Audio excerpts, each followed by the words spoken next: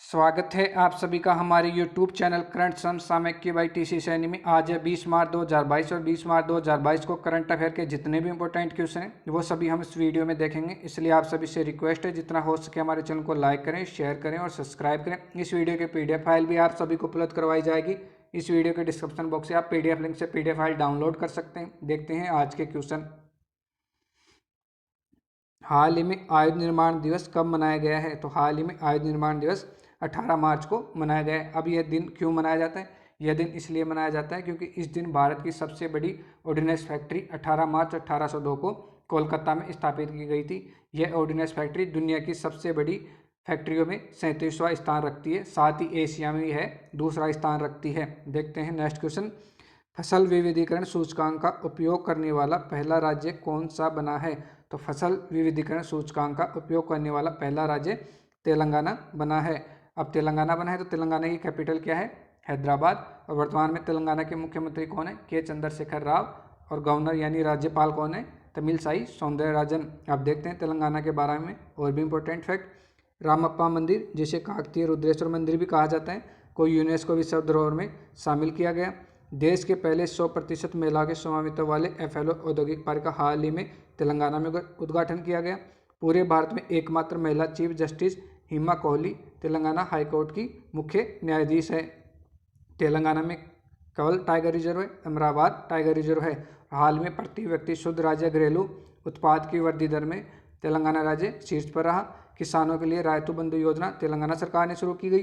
तेलंगाना में दुनिया की सबसे बड़ी लिफ्ट सिंचाई परियोजना कालेश्वरम शुरू की गई। तेलंगाना में आरोग्य लक्ष्मी योजना शुरू की गई और तेलंगाना OTP के माध्यम से गेहूं वितरण करने वाले में पहला राज्य बना। देखते हैं नेक्स्ट क्वेश्चन।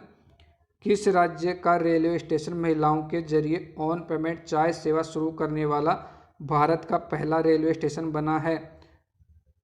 तो मध्य प्रदेश का भोपाल रेलवे स्टेशन महिलाओं के जरिए ऑन पेमेंट चाय सेवा शुरू करने वाला भारत का पहला रेलवे स्टेशन बना है। अब मध्य प्रदेश का बना है तो मध्य प्रदेश की कैपिटल क्या है? भोपाल। और वर्तमान में मध्य प्रदेश के मुख्यमंत्री कौन है? शिवराज सिंह चौहान। और गवर्नर कौन है? मंगूभाई सी पटेल। मध्य प्रदेश को सोया हुआ प्रदेश भी कहते हैं क्योंकि यह सोयाबीन के उत्पादन में अग्रणी राज्य है और मध्य प्रदेश को भारत का हट स्टेट भी कहा जाता है।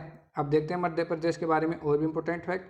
पहला railway coach washing plant Madhya Pradesh के हबीबगंज में स्थापित किया गया। पहली बार वार्षिक वित्तीय योजना के हिस्से के रूप में बाल बजट पेश हाल ही में मध्य प्रदेश सरकार के द्वारा किया गया। भारत व राज्य के पहले ड्रोन स्कूल का उद्घाटन ग्वालियर में किया गया। नर्मदापुरम का नाम बदलकर होशंगाबाद किया गया। खजुराहो नृत्य महोत्सव का आयोजन मध्य प्रदेश में किया जाता है। भारतीय रेलवे का पहला सौर ऊर्जा संयंत्र मध्य प्रदेश में लॉन्च किया गया। भारत की पहली साइबर तहसील बनाने के प्रस्ताव को मंजूरी मध्य प्रदेश सरकार को मिली। पावर सेक्टर में साइबर सिक्योरिटी लागू करने वाला पहला राज्य मध्य प्रदेश बना। मध्य प्रदेश में कान्हा नेशनल पार्क है, बांधवगढ़ नेशनल पार्क है, माधव नेशनल पार्क है, संजय नेशनल पार्क है, पन्ना नेशनल पार्क है और सतपुरा नेशनल पार्क है। मध्य प्रदेश नेशनल पार्क में भारत में सबसे अग्रणी राज्य है और इसमें कुल 11 नेशनल पार्क हैं। देखते हैं नेक्स्ट क्वेश्चन। किसे UK चिल्ड्रन बुक अवार्ड्स के लिए चुना गया है? तो हाल ही में मंजित मान को UK चिल्ड्रन बुक अवार्ड्स के लिए चुना गया है। जैसा कि आप इमेज में देख पा रहे हैं, ये हैं लेखिका मंजित मान और इन्हीं को UK चिल्ड्रन बुक अवार्ड्स के लिए चुना गया। इनकी एक बुक है द क्रॉसिंग, ऋषि के लिए उन्हें UK चिल्ड्रन बुक्स अवार्ड्स के लिए चुना गया है। देखते हैं next question. Rahul Bajaj an extra ordinary life पुस्तक के लेखक कौन है? तो Rahul Bajaj an extra ordinary life पुस्तक की लेखिका गीता पिरामल है। अब देखते हैं और भी important books. On Board My Years In BCCI Ratnakar Sethi की बुक है। The Blue Book Amitabh Kumar की बुक है। उगलिन ओरुन तमिलनाडु के मुख्यमंत्री MK स्टालिन की आत्मकथा है। द मिलेनियम योगी दीपम चटर्जी की बुक है। Know Your Rights and Claim Them the Guide for Youth Angela Jolie की बुक है। Address Book A Publishing Memoir in the Time of Covid Ritu Menon की बुक है। ब्लेड्स ओवर बॉम्बे उदय भाटिया जी की बुक है। और जंगल मामा एक ऑडियो बुक है, वो अमिताभ घोष की बुक है। देखते हैं नेक्स्ट क्वेश्चन। 14वें भारत जापान शिखर सम्मेलन का आयोजन कहाँ किया जाएगा? तो 14वें भारत जापान शिखर सम्मेलन का आयोजन दिल्ली में किया जाएगा। अब भारत जापान का किया जाएगा तो जापान की कैपिटल क्या है? टोक्यो। और जापान की करेंसी क्या है? येन। और वर्तमान में जापान के प्रधानमंत्री कौन है? फ्यूमियो केशिदा। अब देखते हैं जापान के बारे में और भी इंपॉर्टेंट फैक्ट। भारत और जापान ने हाल ही में द्विपक्षीय सेवा व्यवस्था का नवीनीकरण किया। दुनिया का पहला ड्यूअल मोड वाहन जापान ने पेश किया। हेनले पासपोर्ट इंडेक्स में जापान शीर्ष पर रहा और जापान के द्वारा 2050 तक कार्बन न्यूट्रल का लक्ष्य है। अपनी पहली हाइड्रोजन से चलने वाली ट्रेन जापान ने लॉन्च की। जापान की फिल्म रिंग वाइंडिंग को IFFI में गोल्डन पीकॉक अवार्ड मिला। जनसंख्या की दृष्टि से विश्व का 11वां बड़ा देश जापान है और जापान में कीटा पर्वत और फुंजी पर्वत है। देखते हैं next question. Deloitte global powers of retailing 2022 में भारत की रिलायंस रिटेल कौन से स्थान पर रही है? तो Deloitte global powers of retailing 2022 में भारत की रिलायंस रिटेल 56वें स्थान पर रही है। ग्लोबल कंसल्टिंग फ्रॉम डेलाइट की एक रिपोर्ट है और इसी में रिलायंस रिटेल 56वें स्थान पर रही है। अब रिलायंस रिटेल 56वें स्थान पर रही है तो शीर्ष पर कौन रहा है? शीर्ष पर एक USA की कंपनी है वॉलमार्ट इंक और वह शीर्ष पर रही है और अमेजॉन सेकंड नंबर पर रही है। हाल में रिलायंस रिटेल के द्वारा घोषणा की गई कि बिग बाजार का नाम बदलकर स्मार्ट बाजार किया जाएगा। देखते हैं नेक्स्ट क्वेश्चन। हाल ही में किस राज्य सरकार ने नई खेल नीति 2022-27 लॉन्च की है? तो हाल ही में गुजरात सरकार के द्वारा नई खेल नीति 2022-27 लॉन्च की गई है। अब गुजरात के द्वारा की गई है तो गुजरात की कैपिटल क्या है? गांधीनगर। और वर्तमान में गुजरात के मुख्यमंत्री कौन है? भूपेंद्र भाई पटेल। और वर्तमान में गुजरात के राज्यपाल कौन है? आचार्य देवव्रत। अब देखते हैं गुजरात के बारे में और भी इंपॉर्टेंट फैक्ट। भारत की पहली न्यायगढ़ी गुजरात हाई कोर्ट में लगाई गई। गुजरात के शिवराजपुर बीच को ब्लू फ्लैग सर्टिफिकेट मिला। सबसे बड़ा जिंक स्मेल्टर प्रोजेक्ट गुजरात में शुरू किया गया। विश्व का सबसे बड़ा रोपवे गिरनार रोपवे गुजरात में उद्घाटित किया गया। Vikram Sarabhai children innovation centre का शुभारंभ गुजरात में किया गया। Skoch state of government ranking 2021 में गुजरात ने चौथा स्थान प्राप्त किया। हाल ही में गुजरात सरकार ने पाल दादोहार नरसंहार के 100 साल पूरे किए गए। WHO global centre for traditional medicine की स्थापना गुजरात के जामनगर में की गई। और गुजरात में गिर राष्ट्रीय उद्यान है जो एशियाटिक लॉयंस यानी शेर के लिए फेमस है। मरीन राष्ट्रीय उद्यान गुजरात में है। देखते हैं next question. Sports brand Puma के ब्रांड एम्बेसडर कौन बने हैं? तो हाल में स्पोर्ट्स ब्रांड प्यूमा के ब्रांड एम्बेसडर जॉर्ज रसेल बने हैं।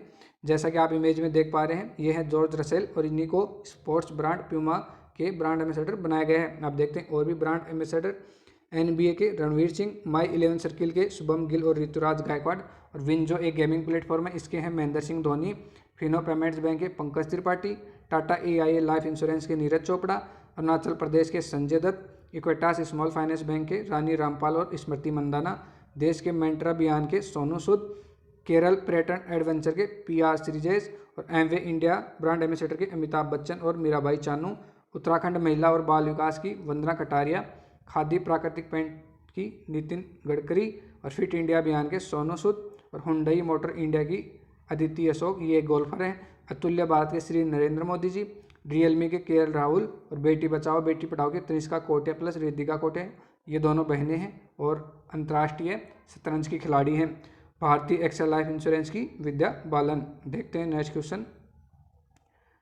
किस राज्य के राजस्व विभाग ने भूमि संरक्षण के लिए दिशांक ऐप लॉन्च किया है? तो हाल ही में कर्नाटक सरकार के राजस्व विभाग ने भूमि संरक्षण के लिए दिशांक ऐप लॉन्च किया है। अब कर्नाटक में किया है तो कर्नाटक की कैपिटल क्या है? बेंगलुरु। और वर्तमान में कर्नाटक के मुख्यमंत्री कौन है? विश्वराज एस बोम्बई और राज्यपाल कौन है? थावरचंद गहलोत। अब देखते हैं कर्नाटक के बारे में और भी इंपॉर्टेंट फैक्ट। दुनिया का सबसे लंबा रेलवे स्टेशन कर्नाटक के हुबली में बन रहा है। मेरी पॉलिसी मेरे हाथ अभियान हाल ही में कर्नाटक सरकार के द्वारा शुरू की गई। भारत के पहले digital water data bank aquarium की स्थापना कर्नाटक में की गई।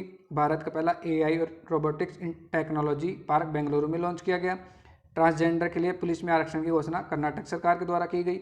तीसरा भारत जापान संयुक्त अभ्यास पूर्व द्रमगोर्जियन 2022 कर्नाटक के बेलगांव में आयोजित किया गया। इन कर्नाटक का 31वां जिला विजयनगर को घोषित किया गया। कर्नाटक में बांदीपुर नेशनल पार्क है, नागरहोल नेशनल पार्क है, मुदुमलाई नेशनल पार्क है। कर्नाटक में ब्रह्मगिरी वन्यजीव अभ्यारण्य और काबिनी वन्यजीव अभ्यारण्य है। देखते हैं नेक्स्ट क्वेश्चन। अंतर्राष्ट्रीय फिल्म महोत्सव के 26वें संस्करण का आयोजन कहाँ शुरू हुआ है?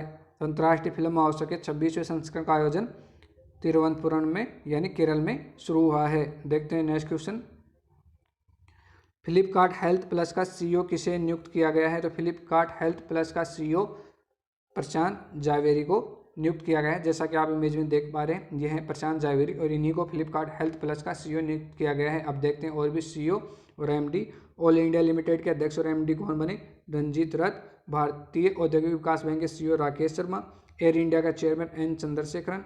भारतीय एक्सल लाइफ इंश्योरेंस की MD and CEO Prague Raja. Yash Raj film के नए CEO Akshay Vidani. Jet Airways के नए सीईओ संजीव कपूर। गूगल के सीईओ सुंदर पिचाई। माइक्रोसॉफ्ट के सीईओ सत्या नडेला और पेटीएम पेमेंट बैंक के सीईओ सतीश कुमार गुप्ता। अब देखते हैं next question. World sleep day 2022 कब मनाया गया? तो हाल ही में वर्ल्ड स्लीप डे 2022 18 मार्च को मनाया गया।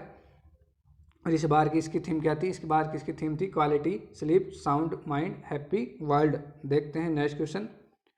किस मंत्रालय ने देश की 13 प्रमुख नदियों के कायाकल्प के लिए परियोजनाओं की घोषणा की है?